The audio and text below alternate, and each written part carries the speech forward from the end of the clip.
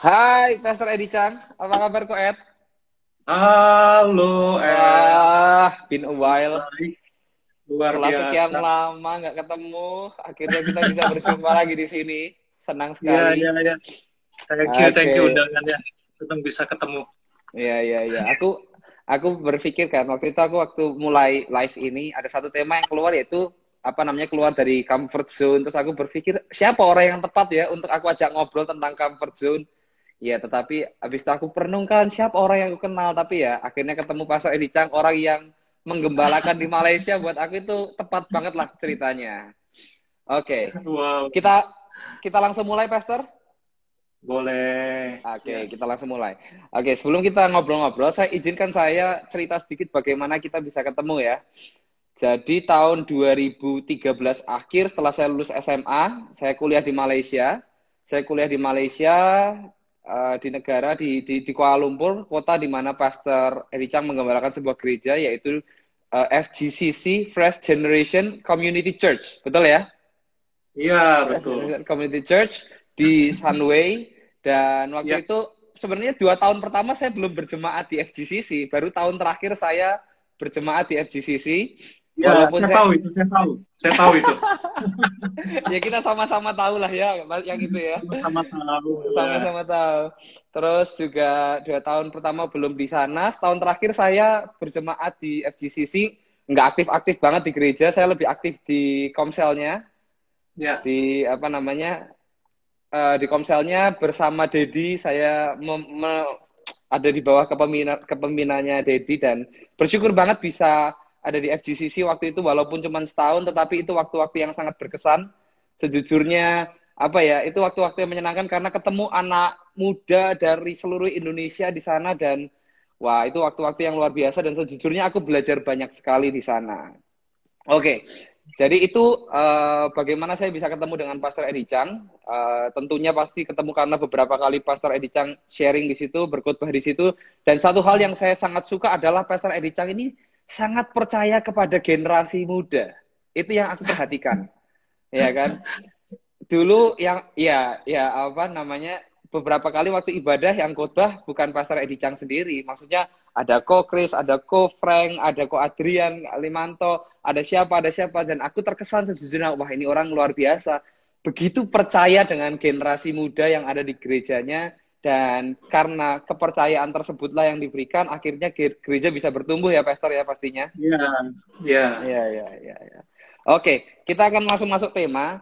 Sebenarnya saya penasaran nih, saya penasaran bagaimana Pastor Edi Chang bisa akhirnya menggembalakan di Malaysia. Bisa tolong Ya, diceritakan? ya. Ini sebenarnya mundur 20 tahun ya berarti ya. Karena Mhm, baru ke Malaysia itu awal tahun 2000. mhm, Jadi sebetulnya waktu itu saya berada di satu kota di Sumatera Utara namanya Tebing Tinggi. Jadi saya bersama dengan istri waktu itu sudah menggembalakan gereja cabang di Tebing mhm. Tinggi Sumatera Utara. Jadi kemudian gembala saya minta saya ke Malaysia Oke. karena sebetulnya melihat ada kebutuhan kan di Mhm. Malaysia karena sebetulnya sejak kerusuhan tahun 98 kan, L sudah lahir ya 98 ya. Baru 3 tahun tahun sih, nggak tahu apa-apa.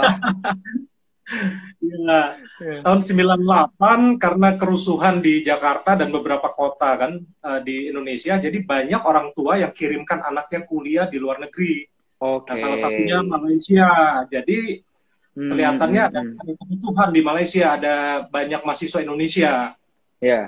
Jadi saya diutuslah oleh gereja di mana saya sudah full time dari tahun 96 di gereja Wow. itu. Jadi Oke. tahun 2000 berarti tahun keempat saya full time diutuslah ke Malaysia. Nah, Hmm. tapi sebetulnya saya uh, tidak memulainya dari scratch ya, karena Ya. sudah ada full time yang diutus di awal-awal. Sebelum Hmm. saya benar-benar menetap, jadi kurang lebih mungkin dalam waktu setahun lah ya. Setelah bergantian full time itu diutus ke Malaysia, baru saya yang melanjutkan dan ternyata bisa cocok dan bisa bertahan. Itu Hmm. cerita awalnya. Jadi memang diutus ya, dalam rangka diutus oleh sinode lah, oleh gereja pusat lah tepatnya Oleh gereja diutus pusat. ke Malaysia untuk melayani khusus mahasiswa Indonesia awalnya Oke, seperti itu. oke, Ya. oke, oke. Nah, itu kan perjalanan yang luar biasa ya. Maksudnya pertama kali berangkat ke Malaysia itu kan pasti di luar dari zona nyaman sekali. Mungkin juga baru 4 tahun melayani sebagai full timer. Aku nggak tahu apakah Pastor merasa kayak awal-awal tuh, aduh kayaknya gue nggak sanggup nih menggembalakan di Malaysia kayak gitu. Kan pasti ada ketakutan-ketakutan. Boleh nggak diceritakan ketakutan-ketakutan apa yang saat itu muncul? Lalu juga bagaimana Pastor Eddie Chang apa ya menang melawan ketakutan tersebut? Ya, tentunya memang pergumulannya besar ya, karena kan Hmm. berangkat dari Sumatera Utara, karena saat itu saya dengan istri, berarti base-nya di tebing tinggi, kemudian di Medan lah tepatnya, kota yang lebih besar, kota Medan di Sumatera Hmm. Utara. Jadi perjalanan awal itu harus naik ferry. Pernah naik ferry nggak Hmm. ya? Kapal kecil ferry. Nah, dari Belawan itu Hmm. jadi naik kapal menyeberangi laut ya untuk menuju ke Pineng. Jadi lewat Pineng. Nah, Hmm. perjalanan di lautnya itu sekitar 5 jam, 5,5 jam di laut. Jadi belum termasuk urusan imigrasinya kan. Kemudian untuk bisa masuk ke Malaysia urusannya juga panjang kan, karena Ya. nggak semudah itu kan keluar masuk ya kan. Jadi pergumulan awalnya sebetulnya ketakutannya ya karena apa ya, berhadapan dengan medan yang berat, karena menyeberangi laut kemudian sampai Pineng harus cari bus kan karena menuju ke KL. Jadi Ya. dan problem di imigrasi lah ya, Hmm. problem visa itu, problem atau ketakutan besar itu karena situasi apa ya, kita foreigner kan, di Hmm. tempat di mana kita tidak punya siapa-siapa, tidak punya keluarga, dan juga tidak mengerti ladangnya kan, perjuangannya. Hmm. Jadi benar-benar tidak terlihat, tidak tahu apa yang akan terjadi di depannya, karena berhadapan Hmm. dengan ketidakpastian lah bakal seperti Ya. apa. Jadi tidak bisa melihat visi, karena kita berada di tempat yang belum stabil kan, artinya tidak tidak punya apa, kepastian, dan banyak perjuangannya lah yang kita tidak segampang itu untuk bisa hadapi, karena harus satu persatu kan dibereskan gitu.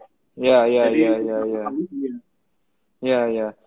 Terus kalau misalnya tantangan-tantangan tersendiri di dalam pengembalaan ya, Pastor, yang membuat Pastor Koet harus keluar dari zona nyaman ada nggak? Misalnya kan Koet kan mungkin sekarang jauh lebih tua dibandingkan dulu, dibandingkan 20 tahun yang lalu ya. Dan 20 sekarang tetap tahun. bertemu, dan sekarang bertemu anak-anak muda yang seusia aku bahkan lebih muda lagi nih.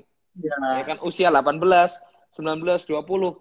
Apa ya? Apakah ada hal-hal tantangan-tantangan yang pada akhirnya membuat Koet itu keluar dari zona nyaman nih. Aku nggak bisa di dalam casingku ya, walaupun tetaplah ya sebagai orang yang sudah berkeluarga, tetapi kan tetap kita berusaha untuk menyesuaikan sebisa mungkin kepada generasi yang muda, terutama dalam penggembalaan ini.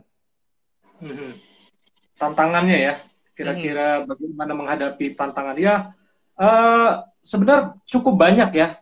Kalau saya boleh rangkum, sebenarnya tantangannya itu ada sifatnya eksternal dengan internal ya, kalau kita boleh kategorikan ya.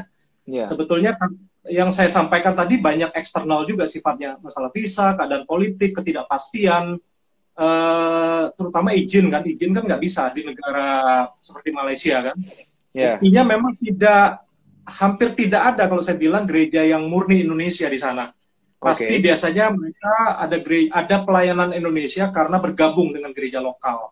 Oke, Karena ya. memang banyak banyak pertimbangan ya, melihat ketidakpastian, kelihatannya prospeknya secara untuk long term ya, bicara gereja itu kan harus sustain ya. Ya. Kedepannya sepertinya tidak ada kepastian. Jadi banyak faktor eksternal, izinnya, Hmm. visanya kan nggak bisa.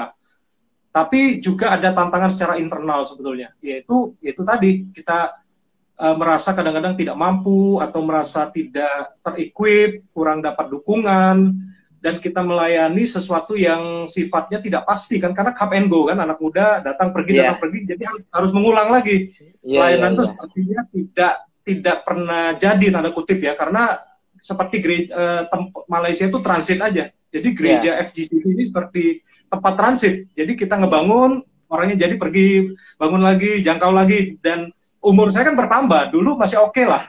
Waktu ke Malaysia umur saya 26 plus gitu, 26. Wow, wow. Sekarang 46 kan, berarti sudah Hmm. 20 tahun. Jadi tapi saya harus menang melewati berbagai tantangan itu. Salah satunya ya saya harus mencintai ya anak-anak muda, melihat mereka Hmm. sebagai apa ya, mereka masih jangka panjang. Ini kan potensi karena anak muda kan. Jadi apa yang kita tabur ke mereka itu mereka akan bawa lebih panjang di umur mereka. Jadi mereka kalau yang kita tabur saya percaya tidak sia-sia. Jadi Ya, dampaknya itu lebih panjang, justru lebih jauh. Jadi harus melihat anak muda sebagai apa ya, pribadi yang sangat berharga lah ya. ya, Mereka punya potensi, mereka calon pemimpin masa depan bangsa. Jadi sebenarnya mengubah perspektif kita aja, mindset kita dalam melayani anak muda. Jadi hmm. ketika kita sudah mencintai mereka, ya kita bisa lebih kasih kepercayaan. Biarlah apa ya, di mana kita melayani itu tempat itu jadi tanah yang subur buat mereka. Artinya kan Hmm. saya selalu percaya bahwa yang namanya benih itu kelihatannya jelek kan, benih itu tidak ada yang sama kan, ugly. Tapi kita tahu bahwa di dalam benih itu ada potensi. Yang penting dia jatuh ke Yes. tanah yang subur, kemudian prosesnya tentu panjang. Kita nggak pernah tahu proses setiap orang, beda-beda karena tugas kita kan menyediakan suasana itu, terus Ya, menyiram, memupuk. Tapi Tuhan yang memberi pertumbuhan. Nah, ya, jadi ketika kita menyadari bahwa ya ada panggilan Tuhan melalui kita untuk anak-anak muda, jadi saya percaya sih Tuhan akan, kata kunci mungkin hati itu ya, hati hmm. kepada mereka, mencintai mereka. Jadi Ya, bisa sabar aja, bisa walaupun come and go orang-orangnya masih tetap hati itu nggak hilang kepada ya, mereka. Saya pikir itu sih ya. Jadi ya, ya. ketika kita punya hati, saya percaya begini, ketika punya hati pasti caranya ngikutin biasa. Iya, Gimana ada pasti kita hati, akan cari cara itu cara. ya, cara gimana supaya lebih mengikuti mereka, bisa melayani mereka, menjangkau mereka, Hmm. melatih mereka, memberi kesempatan, ada banyak cara itu nggak pernah habis. Ya, ya, Ya, ya, ya, ya. Aku juga sedikit merasakan karena di Jogja ini entah bagaimana mayoritas dari jemaat yang aku gembalakan itu perantau juga. Kayak oh iya, 90% itu orang dari luar kota, orang dari luar pulau yang setelah lulus ya udah mereka akan kembali ke kota masing-masing atau ke Jakarta. Udah. iya. Jadi atau ke Jakarta. Jadi ya saya sedikit banyak merasakan lah bagaimana gereja menjadi tempat transit bagi banyak jemaat ya. Itu memang sebuah perjalanan yang apa ya, yang seru karena rasanya baru tahun ini masuk kita jangkau, setelah itu beberapa tahun kemudian udah pergi, Iya. udah ke Jakarta, udah kemana, udah kemana, udah kemana. Nah, aku mau tanya, sejauh ini 20 tahun, 20 tahun itu apa sih yang ini ada sebuah pertanyaan yang keluar dari list pertanyaan yang aku udah kasih. Sebenarnya selama 20 tahun ini, menurut Pastor Edi Chang, apa sih perbedaan karakteristik dari anak muda zaman dulu dengan yang zaman sekarang? Pasti kan udah melihat sekali ya orang ya beda gitu lah. Generasi dulu dan generasi sekarang. Ya, saya pikir tentu ya setiap zaman, setiap generasi beda ya, beda Hmm, approach-nya. Tapi kalau saya melihat keadaan, ya tentu karena pengaruh juga ya perkembangan teknologi dan sebagainya kan. Berarti hmm, makin kesininya kan makin makin kalau kita bilang lebih smart lah ya. Secara ya, informasi mereka apa ya, kalau misalnya komputer itu apa ya, prosesornya makin cepat, makin canggih kan. Jadi ya, artinya mereka juga tentu yang generasi sekarang makin cepat karena mereka knowledge-nya secara, kemudian kemampuan teknologi itu makin digital, makin makin canggih. Tapi hmm, juga mungkin bedanya seperti ini ya, koneksi zaman sekarang, anak-anak muda sekarang mungkin connection-nya makin banyak. Jadi artinya dia terkoneksi dengan banyak hal karena sosial media, karena semuanya serba online. Kemudian jadi membuat dia kebanjiran informasi juga. Connection-nya terlalu banyak. ya, ya, ya, Jadi mungkin zaman dulu lebih lebih bisa diarahkan ya. Mereka lebih mau dengar, bukan berarti sekarang nggak mau dengar, cuma gimana mereka banyak distraction-nya, gimana betul, ya, membuat mereka nggak distraction, bisa, nggak ya, distraction, nggak bisa terlalu panjang kalau ngomong kan, daya ya, serapnya terhadap sesuatu, kalau mereka nggak tertarik mereka langsung tutup aja, mereka langsung beralih kepada hal-hal yang menurut mereka mereka suka, mereka lebih tertarik, lebih ya, lebih praktis, praktikal, mungkin ya, lebih make sense ya. Zaman ya, dulu mungkin lebih denger-denger aja ya, lu suka nggak suka ya lu duduk, sampai selesai ibadah ya pokoknya lo di situ. Ya, ya, ya, ya, Karena kan ya. mereka kalau nggak suka mereka langsung ambil handphonenya, HP. mereka do something else, hatinya udah nggak di situ. Ya. Jadi memang itu tantangan makin instan ya. Sekarang makin cepat maunya sesuatu yang mereka tapi menariknya kalau mereka nggak suka mereka lebih outspoken ya mungkin sekarang ya. Mereka nggak suka mereka bisa langsung komunikasikan. Saya nggak suka ini, saya lebih suka ini. Jadi Ya, ya, dengan ya. kata lain mereka lebih apa adanya juga. Jadi kita harus otentik juga sama mereka karena Ya, mereka ya, juga ya. coba apa adanya. Mereka tahu kalau kita kurang genuine, kurang tulus, mereka akan cepat mencium itu. Ya. Jadi saya pikir karena beda perkembangan teknologi juga mempengaruhi ya cara Ya. lifestyle kehidupan anak muda dulu dengan sekarang ada perbedaan. Jadi mempengaruhi juga approach-nya, packaging-nya, kita harus bisa menyesuaikan supaya bisa menyentuh mereka, bisa menjangkau mereka. Ya, Mungkin ya, seputar ya, itu ya, ya. yang terasa, yang saya amati ya. Ya, ya, ya. Nah, Koed, sejauh ini kan kita kan temanya beyond your comfort zone, melebihi zona nyaman kita. Nah, selama 20 tahun ini nih, kan Pastor Koed kan udah ada di luar zona nyaman, sekalipun ke Malaysia itu kan keluar zona nyaman. Lalu di Malaysia membuat gereja, itu kan entah bagaimana ketika kita memperluas zona nyaman kita, ketika kita keluar dari zona nyaman, itu kan kita memperluas zona nyaman kita, betul ya?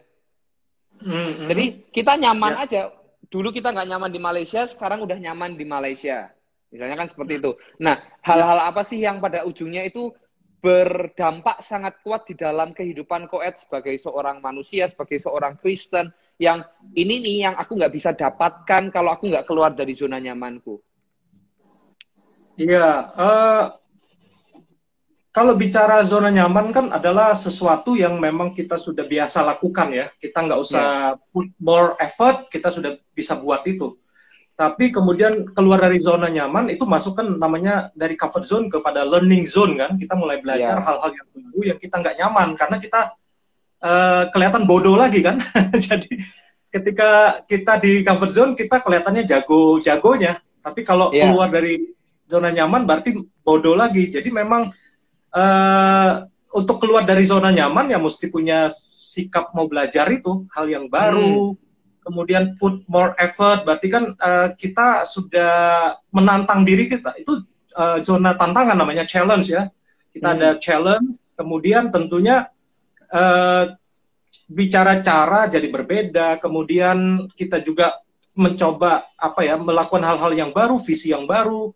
Kemudian saya percaya akan masuk namanya nanti miracle zone juga. Kita akan mengalami mujizat Tuhan juga ketika kita sudah keluar dari zona nyaman. Jadi orang yang ada di zona nyaman tidak pernah melihat kuasa Tuhan dan mujizat Tuhan terjadi karena semuanya sudah ada di dalam kemampuan dia kalau orang yang ada di zona nyaman. Jadi memang ya harus harus berkembang lah ya. Kita harus punya mimpi yang baru ya.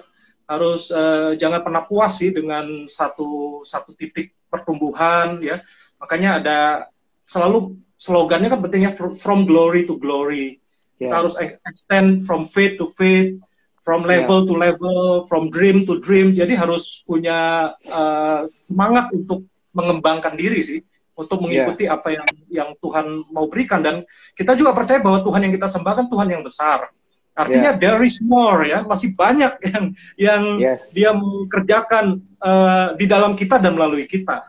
Jadi artinya memang artinya itu ya harus kita jebolkan terus ya, harus breakthrough terus. Jadi breakthrough itu ya kita harus break comfort zone-nya, terobos lagi, ada tantangan baru apa, ada bagian dari itu adalah tentu risk taking ya, kita harus berani ngambil resiko. Jadi kadang-kadang keluar dari zona nyaman tuh kita belum bisa pastikan bahwa yang kita lakukan itu langsung terlihat jelas, enggak juga, karena keluar dari comfort zone seperti mungkin cerita Abraham juga ya, Tuhan suruh keluar dari tempat sanak saudaranya yang sudah nyaman dia di sana, menuju tempat yang akan kutunjukkan kepadamu, Tuhan, tapi juga nggak jelas kan di mana tepatnya gitu. Ya. Jadi menarik, itu sih menantang diri kita untuk keluar dari comfort zone, masuk learning zone, kita masuk challenge, kita coba visi yang baru, zona yang baru, mimpi yang baru, project yang baru, resiko yang baru, ya Ya, paksakan untuk terus itu, ya, terus ya, ya. keluar dari zona nyaman kita. Jadi di luar zona nyaman adalah learning zone dan di dalam learning zone kita akan bertemu dengan miracle zone karena ya di luar zona nyaman kita tuh sebenarnya sangat tidak mampu ya, Wester ya. Dan di situ kuasa Tuhan kan pasti akan bekerja dengan ajaib, bekerja dengan kuat di dalam pelayanan kita, di dalam kehidupan kita.